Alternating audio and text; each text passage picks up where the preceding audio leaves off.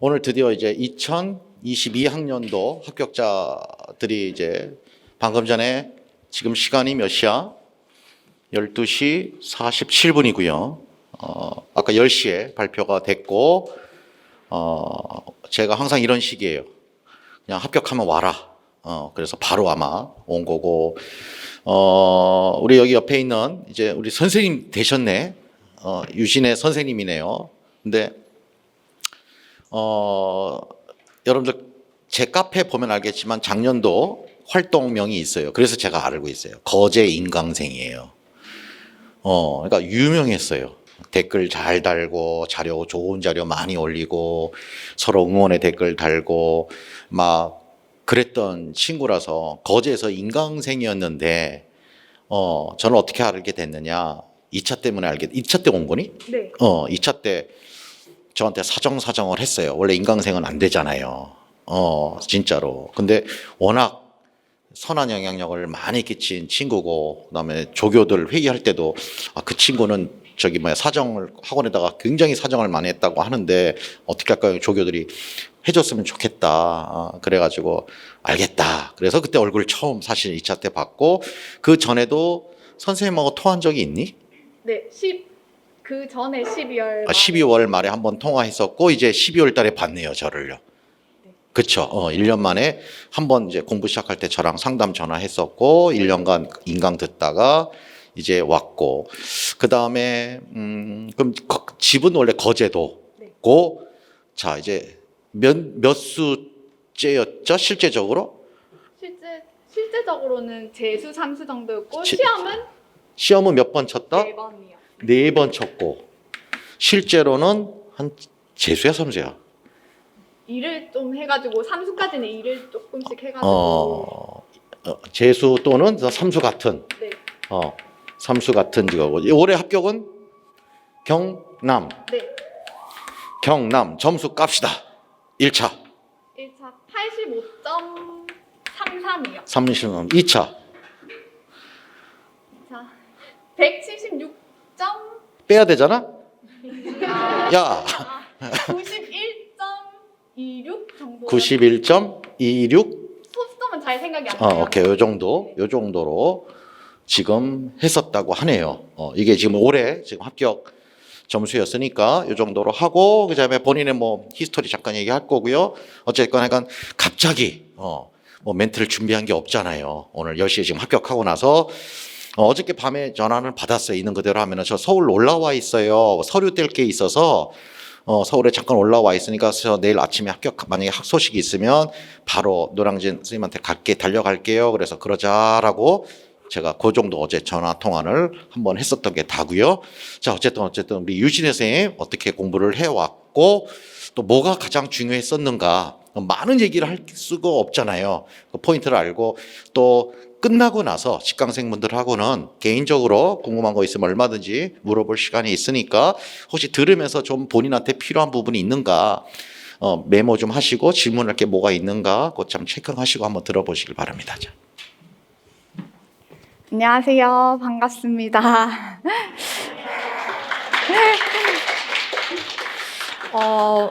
네, 우선 소개는 거의 다 해주셨으니까 소개는 생략하고 저는 유석쌤 강의를 작년에는 유석쌤 강의를 전체 다 들었고 그리고 재작년에는 9, 10, 11월 강의만 들었거든요. 근데 그때는 떨어졌지만 그 강의가 너무 좋아서 그 다음 해에는 쭉 듣게 됐어요. 그래서 저는 작년에 들었던 강의 위주로 말씀을 드릴게요. 1년 커리 위주로. 우선 전반기부터 말씀을 드릴게요. 다른 부분은 유석쌤 강의의 전반적인 부분은 다 따라가실 테니까 그 부분 빼고 제가 특별하게 했던 점들 그런 거 위주로 말씀드릴게요. 먼저 말씀드리면 제가 작년에는 75점이었어요. 근데 올해 10점을 올렸거든요.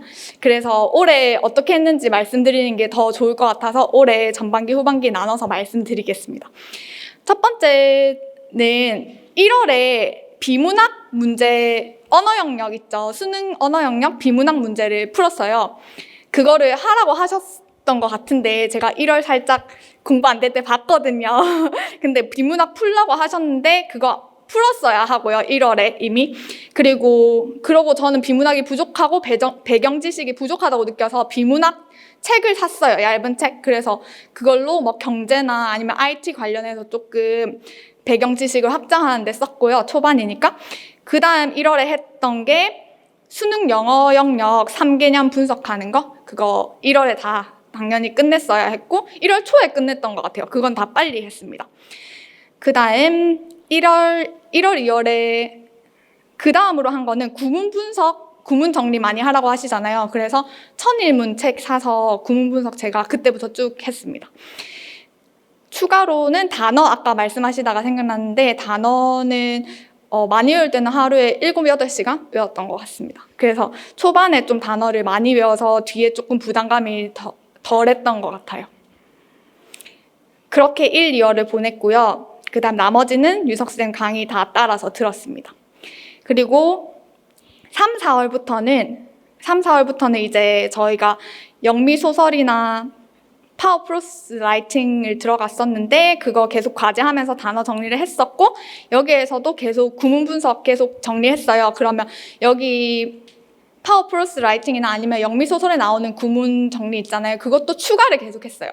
그래서 구문 분석 제가 1001문에 한 것 플러스 또 여기 인강 들으면서 나왔던 것들 추가를 계속해서 좀 포인트가 되고 중요하고 실제로 학생들이 쓸만한 그런 문법 위주로 정리를 많이 했고 그다음에 추가로 또 독해에 자주 쓰이는 그런 구문들을 정리를 해왔던 것 같아요.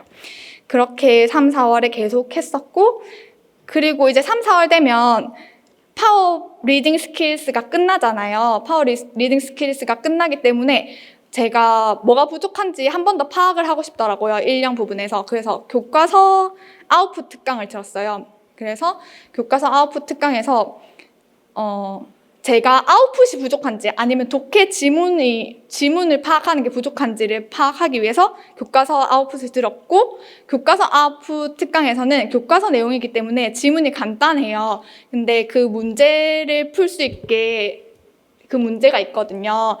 근데 제가 풀었는데 아웃풋도 잘 안 되더라고요. 굉장히 간단한 지문이었는데도 문제가 잘 안 풀려서 아웃풋도 잘 안 되는구나 해서 그 부분도 신경 써야겠다라고 한 번 더 인식을 했던 계기였던 것 같습니다. 그리고 이때 특강이 사운드 앤 센스를 들었어요. 이때 유석쌤께서 그 특강에서 추천해 주신 부분이 문제를 만들어서 내고 답하는 거, 문제를 만들어서 내고 답하고 그리고 다른 사람의 답안을 한글로 해석하는 거. 이거는 영어를 잘하는 다른 사람한테 해도 괜찮은 것 같은데 저는 주변에 잘 못 찾겠어서 사운드 앤 센스 스터디 하는 분들이랑 문제를 내고 그걸 답한 거에 대해서 서로 해석을 해줬어요. 한글로 번역을 해줬죠. 그래서 근데 저는 분명히 제가 제대로 썼다고 생각했는데 아웃풋이잖아요. 어떻게 보면 아웃풋을 제대로 했다고 생각했는데 그 다른 선생님은 제가 의도한 거랑 다르게 해석을 했더라고요. 그래서 이게 내 의도랑 다르게 보일 수 있구나 이걸 확실하게 느껴서 그거를 사운드 앤 센스 할 때 계속 했어요. 끝까지 했고 그렇게 해서 3, 4월은 나머지는 유석쌤 강의 따라갔고 끝났습니다. 그리고 5, 6월부터는 이제 구문 분석에 사실 1001문은 좀 중위권 정도의 학생들의 수준이라고 생각해서 조금 상위권 수준의 학생들도 가르쳐야 할 수 있으니 넥서스 구문을 더 추가를 했어요. 그래서 넥서스 추가하면서 구문을 조금 어려운 부분까지 또 겹치는 것도 많거든요. 그럼 또 한 번 더 확인하고 이런 식으로 계속 구문 계속 봤습니다. 이게 도움이 되는 게 어떤 부분이었냐면 학생들 영어 문법 있잖아요. 영어 문법 따로 T지나 SG나 이런 거 원서를 전체를 보지 않아도 제가 학생들이 어떤 걸 배우는지 아니까 발췌독을 할 수 있고 필요한 부분에 발췌독을 할 수 있어서 거기서 시간을 좀 아꼈던 것 같습니다. 네. 그렇게 했고요. 그 다음에 5, 6월엔 추가로 이제 월든 특강을 들었고 이때는 이제 앞에 사운드 앤 센스랑 다르게 월든 같은 경우에는 해석을 했고요. 전체 월든이 엄청 어려워요. 근데 그거를 전체 한글로 다 타이핑을 해서 해석을 했고요. 그 다음에 스터디원이랑 한 게 교사처럼 이걸 설명해 주는 거 했어요. 그러니까 번역이 아니라 어떤 중요한 구문이나 아니면 학생들이 알아야 할 것 같은 부분들, 그리고 이거의 주제 같은 것들, 왜 이게 이런 흐름을 많이 강조하셨는데 월든에서는, 그래서 어떤 흐름으로 이런 주제가 되는지 그거를 스터디원한테 설명해주는 그런 스터디를 했어요. 그렇게 해서 5, 6월까지 계속 했고요. 그 다음에 아까 강의하실 때 얘기해 주셔서 생각이 났는데, 파워 리딩 스킬스 복습을 5, 6월에 했어요. 5, 6월에 하면서 기입형 문제를 제가 빈칸 뚫는 거를 계속했어요. 파워 리딩 스킬스 지문을 활용해서 내가 임용 기입형처럼 문제를 만들어 보는 거예요. 그리고 만약에 학생들이라면 또 어떤 오답을 선택했을지 그것까지 복습할 때 같이 했습니다. 그리고 복습할 땐 기본적으로 뭐 메인 아이디어나 토픽 센턴스나 컨클루딩 센턴스 그런 건 기본적으로 다 했고요. 그렇게 했고 또 5, 6월에는 기출 문제 분석 강의 계속 들었고요. 그리고 7, 8월부터는 본격적으로 모의고사를 들었는데, 모의고사 강의 같은 경우에는 7, 8월부터는 제가 영교랑 영어학을 조금씩 시작했던 것 같아요. 영교나 영어학에 대해서는 나중에 짧게 말씀 더 드릴게요. 우선 일영문학 모의고사 말씀드리면 계속 단어 정리를 엄청 꾸준하게 했어요. 단어 정리를 꾸준하게 계속해서 복습하고 그런 식으로 해왔고, 중간에 또 가르쳐 주시는 뭐 팁이나 이런 것들 다 꼼꼼하게 좀 정리를 잘 했던 것 같아요. 7, 8월에는 문제가 쉬웠거든요. 작년에 조금 그나마 평균이었고 9, 11월이랑 이어지잖아요. 9월부터 11월에는 좀 많이 어려웠어요. 근데도 계속 좌절하면서 들었는데 시험에 가니까 약간 유석쌤 모의고사보다 시험 문제가 더 쉬운 거예요. 일영이랑 문학이. 그래서 잘 들었다 이렇게 생각이 많이 들었고, 모의고사 하면 많이 궁금해들 하실 것 같은데 전체가 다 있는 모의고사를 들지 아니면 일영 문학만 있는 모의고사를 들지 나중에 많이 고민하실 것 같은데, 저는 인강으로 그 프린터를 발송을 해주시거든요. 큰 종이로. 그래서 유석쌤 모의고사만 받았고, 그리고 영교는 저는 기출이 중요하다고 생각해서 기출했고, 그리고 영어학 문제은행 해서 이걸 엮었어요, 제가. 그래서 거의 9월부터 11월에는 매주 아니면 격주로 엮어서 전공 A랑 B형을 제가 만들었어요. 배점 생각해가지고. 그렇게 해서 시간 배분도 제가 잘 안 돼서 그것 연습할 겸 그렇게 했던 거고요. 그래서 다른 모의고사를 사진 않았습니다. 그리고 마지막에 가장 중요한 건 저는 실수하지 않는 것이라고 생각해요. 실수를 덜 하는 사람이 합격한다고 생각하거든요. 그래서 마지막에 유의사항 정리해서 내가 이걸 얼마나 체득하고 자동화시킬 것인가, 그거를 가장 많이 집중해서 마지막에 정리를 했던 것 같아요. 그러면 이게 전반기, 후반기의 구체적인 부분이고요. 제가 합격할 수 있었던 데 포인트가 됐던 거를 이제 전체적으로 말씀드리자면, 제가 했던 장점은 제가 인강에 아까 말씀해 주셨다시피 인강으로 하면 동기부여도 안 되고 혼자 고립감도 많이 들고 이렇게 하는데, 카페 활동을 하면서 좀 외로운 것도 덜하고 또 직강쌤들이 얼마나 열심히 하시는지 그런 것들이 확 보이더라고요. 나는 이것도 하기 힘든데 직강쌤들이 이것도 하고 이것도 하는데 자료도 너무 잘 공유하시고, 그런 거 보면서 내가 힘들다고 하면 안 되겠다, 그런 자극이 엄청 많이 됐어요. 그래서 카페 활동한 건 저는 진짜 신의 한 수라고 생각해요. 그래서 직강쌤들도 솔직히 이렇게 스터디원들이랑 만나지만 다른 선생님들이 어떻게 공부하는지 알기 힘들잖아요. 그래서 카페 활동 하시면 많은 도움이 될 거라고 생각합니다. 그렇게 했고, 그다음 또 저의 다른 장점은 제가 믿으면 그냥 확신을 가지고 고하는 편이거든요. 그래서 저는 그 재작년에 유석쌤 강의 9월부터 11월까지 들으면서 이거는 무조건 유석쌤 강의 내년 컬이 무조건 들어야 된다 해서 어떻게든 그냥 유석쌤이 중간에 주는 팁도 다 했어요. 그러니까 팁이 구문 분석이었거든요. 팁이 구문 분석이었고 그 다음에 사운드 앤 센스는 뭐 번역하는 거, 한글 번역하는 거 이런 거 솔직히 가볍게 듣기 쉬운데 유석쌤이 그거를 강하게 얘기해 주지는 않아요. 그래서 본인들이 이렇게 힌트를 쏙쏙 잡아서 그게 엄청 도움이 전 많이 됐던 것 같아요. 오히려 다른 모두가 하는 것보다 유석쌤이 힌트를 주시는 거 그런 것들이 엄청 도움이 많이 됐습니다. 그래서 유석쌤 믿고 하라고 하시는 거를 확신을 가지고 의심하고 이렇게 하면 그 시간이 또 아깝잖아요. 저희가 뭐 시간이 긴 건 아니니까 1년이라는 시간이. 그래서 그렇게 확신을 가지고 고 하시면 될 것 같고요.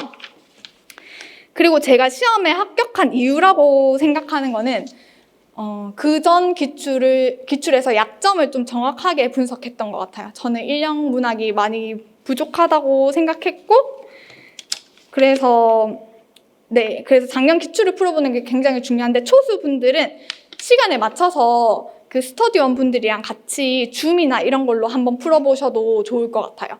왜냐면 긴장할 때 푸는 거랑 그냥 푸는 거랑 엄청 달라요, 진짜로. 그래서 그냥 그런 시간에 맞춰서 긴장된 상태에서 한번 풀어보시고 내가 뭐가 부족한지를 정확하게 알아야지 1년이라는 시간을 좀 경제성 있게 쓸 수 있으실 거라고 생각합니다.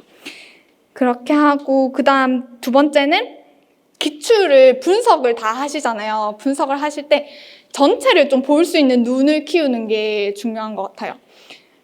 그래서 뭐 이론적인 거는 한 번 나왔던 거 어차피 안 나오는 거고 그래서 그런 이론적인 거는 기본적인 지식만 계속 하시고 전체를 어떤 흐름으로 시험이 가고 있느냐 이런 거 보는 게 가장 중요하다고 생각해요.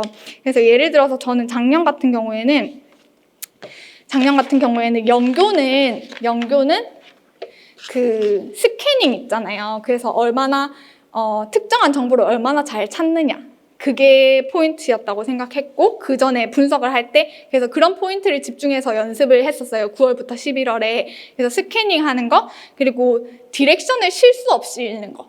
네, 왜냐면 연교는 다들 잘하시기 때문에 제 생각에는 디렉션에서 실수하면 그게 엄청 갭이 크고 그거는 실수하면 너무 아까운 거죠. 그렇게 어렵게 느껴지지 않으니까 모두가 다 연교는 다 잘하시잖아요.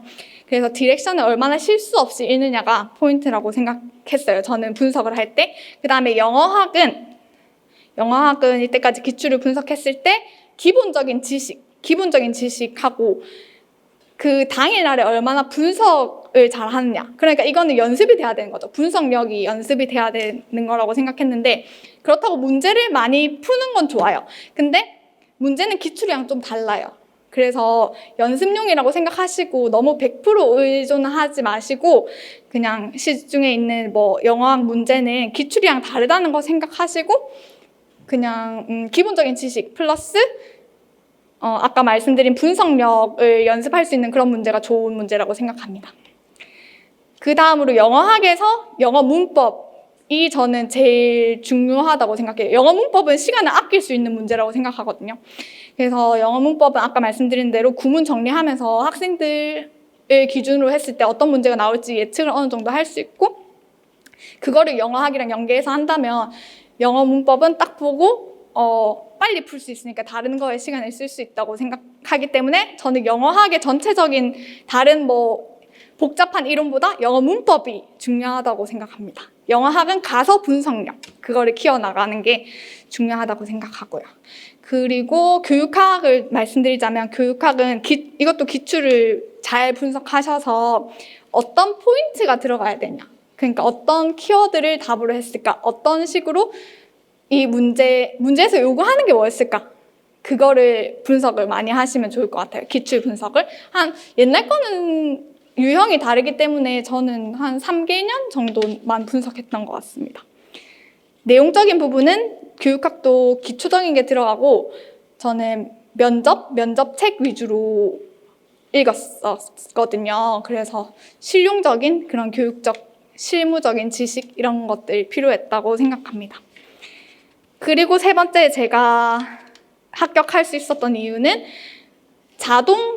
자동화에서 실수를 줄이는 거. 아까 말씀드렸다시피 이게 진짜 중요하다고 생각해요. 이거 별표 완전 해두시면 나중에 9월, 11월 됐을 때 내가 이게 되느냐에 따라서 점수가 갈리는 것 같습니다. 그리고 저는 올해 시험, 저번에 쳤던 시험에서, 올해 시험에서 제가 같이 했던 것보다 높게 나왔거든요. 그런데 제가 논란이 있는 답에 대해서 말씀드리자면 드래프티랑 그리고 인테그레이티브를 제가 썼어요. 근데 가채보다 높은 걸 보니 어느 정도 예상을 하실 수 있을 거라고 생각합니다. 저는 여기까지만 얘기할게요. 그래서 드래프티랑 인테그레이티브 썼는데 가채보다 높게 나왔다는 점. 그리고 또 시행착오에 있어서는 가장 힘든 게 동기부여죠. 1년 동안 하니까. 그래서 동기부여 할 수 있는 방법을 계속해서 찾는데 직강을 오시면 동기부여 엄청 많이 해주시더라고요. 2차에 와보니까 안 찍히는 것도 엄청 많고, 그리고 전 찍히는 것도 인강생 분들이 보시면 막 동기부여 하는 거 넘어가시는 분들 있잖아요. 근데 저는 동기부여 해주시는 말이 너무 좋아서 진짜 더 해달라고 맨날 이렇게 생각하면서 들었거든요. 그래서 지치니까 그런 것들 빠뜨리지 마시고, 또 동기부여 하는 것도 공부의 팁이라고 생각하시고 잘 들어주셨으면 좋을 것 같습니다. 그리고 또 다들 솔직히 공부는 어느 정도 해보신 분들이잖아요. 그래서 좀 교만할 수 있다고 생각해요. 임용시험 내 지인도 합격했고 이렇게 하니까 그런 걸 좀 내려놓고 좀 간절하고 겸손하게 하시면 더 열심히, 에너지가 생기잖아요. 열심히 해야겠다는 동기부여? 그런 것도 도움이 될 거라고 생각합니다. 그리고 시간도 많이 궁금해 하실 것 같은데, 공부하는 시간, 저는 우선 10시간은 일단 무조건 해야 된다고 생각했고, 근데 직강 선생님들 보시니까 12시간 더 이상했다고 하더라고요. 그래서 저도 12시간을 해야지 목표는 잡고 있었어요.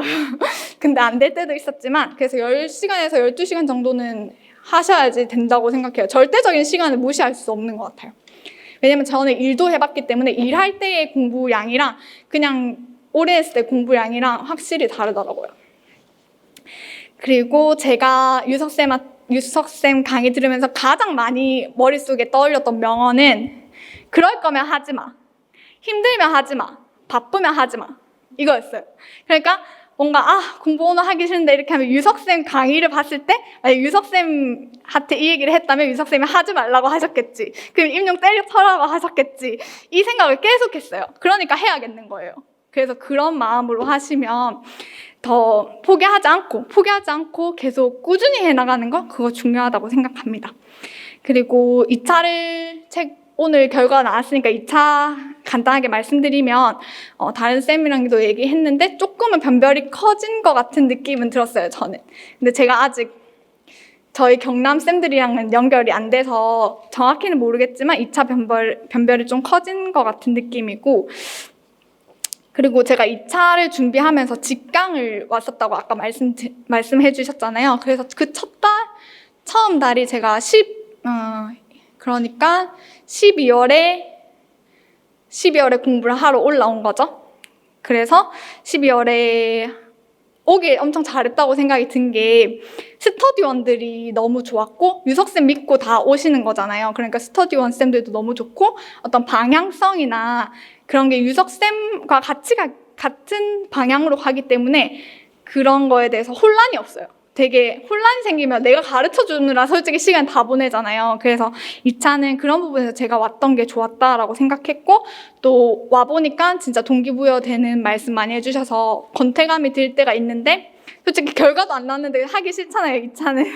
근데 엄청 동기부여도 많이 됐고, 힘든 한 달이었지만 진짜 알차게 해서 그나마 그 다음 달에 조금 더 마음이 편하진 않았지만 다른 사람보다는 편할 수도 있지 않나? 라는 생각을 했습니다.